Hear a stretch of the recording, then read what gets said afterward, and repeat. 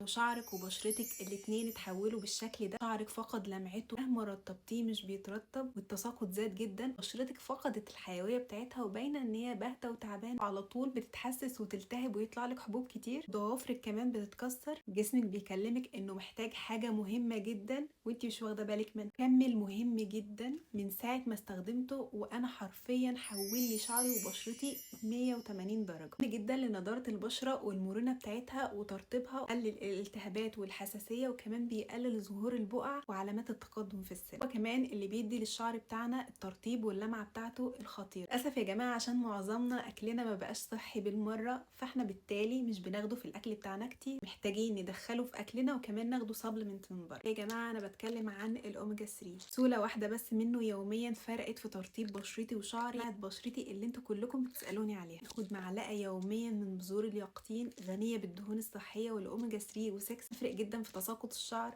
وفي لمعه البشره وترطيب البشره، وبس فرق رهيب فعلا في بشرتك وشعرك لما تستخدميه، غير ان هي بتظبط هرمونات الانوثه جدا. اللي بتعاني على طول من حكه والتهاب في فروه راسها وقشره طول السنه، جربوا الاوميجا 3 بجد هيفرق جدا في النقطه دي، لان هو بيقلل الالتهابات بتاعه فروه الراس وبيقلل الحكه والقشره. اما بقى ستي لو عاوزه مكمل يديكي نضاره وينور وشك على العيد، مش غالي خالص، استني الفيديو الجاي.